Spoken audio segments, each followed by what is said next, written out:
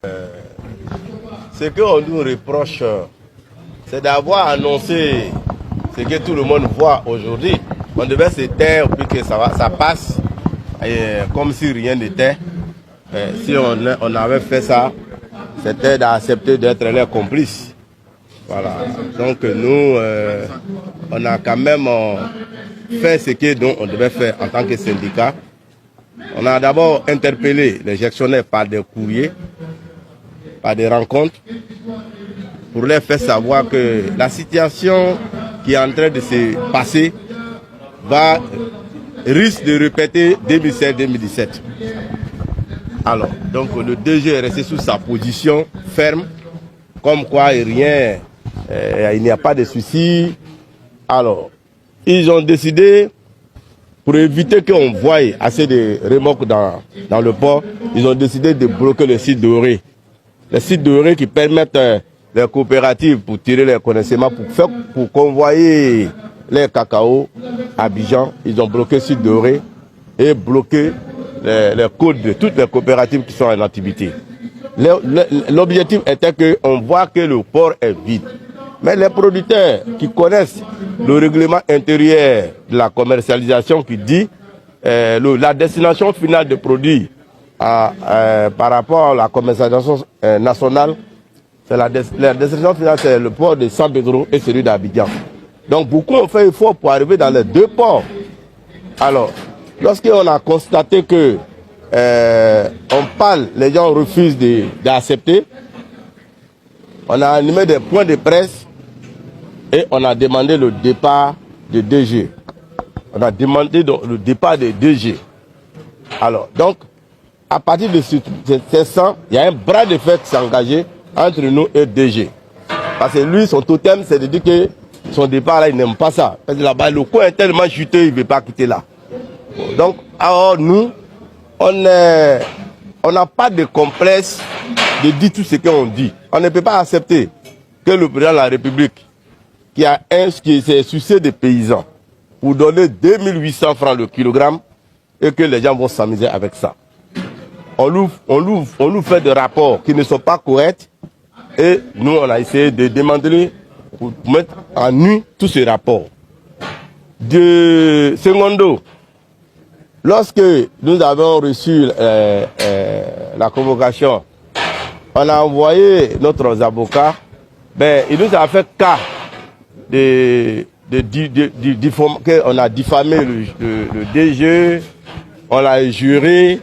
Bon, moi, mon éducation ne me permet pas d'insulter un aîné. Voilà. Mais ce travail-là, nous sommes dans ce travail-là depuis 1997. Et il vient d'arriver. Il ne peut pas quand même nous intimider avec convocation du procureur. Alors, si tu vois que oui. Pour terminer, oui. Vos attentes, vous en tant que responsable syndical, vos attentes c'est quoi concrètement? Nos attentes c'est que pour que tout le monde comprenne, notre souci est qu'on puisse enlever le cacao. On a un second souci. Les 280 milliards qu'on a donnés, on est inquiet pour son utilisation. Parce qu'on a vu, pour Couteau en Acad, lorsqu'on leur a donné 30 milliards pour enlever en Acad, les gens sont partagés l'argent à Abidjan, l'Anacad est resté dans la main de nos parents. Et cela risque de se répéter. Et nous, on ne veut pas ça. C'est pour ça qu'on avait convoqué les producteurs pour dire que si les gens viennent vers eux, pour l'inventaire, que ce soit le conseil, que ce soit nos délégués, ils n'ont qu'à déclarer exactement ce qu'ils ont pris avec les paysans, qu'ils ont donné le reçu, qui sont restés impayés, pour que nous, on puisse avoir quand même la parole. Mais aujourd'hui, nous, on se réjouit.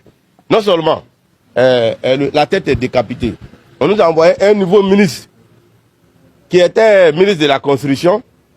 Nous, on a l'espoir qu'il va venir reconstruire la filière café-cacao. Ça, on s'attend de lui qu'il vienne le reconstruire. Sinon, le mur ça reste un peu, le mur va tomber. Les paysans sont dans la détresse. Plus que le mot. S'il y a un autre... Oui, mais les paysans sont dans le désarroi. Tout le monde est désespéré. Même ceux qui avaient commencé à couper les cacaoyers, on leur a dit non, on n'est pas arrivé là. Ne coupe pas les cacaoyers. Le président de la République s'est saisi du dossier et il aura des bonnes nouvelles. Mais il est hors de toutes les questions qu'on s'assoit, qu'un petit groupe d'amis va se partager cet argent. Pendant que... Exactement, qui est l'auteur de la plainte et puis elle vise qui vous deux? L'auteur de la plainte, c'est le directeur général du Conseil Café Cacao. Et elle vise vous seul ou Nous deux.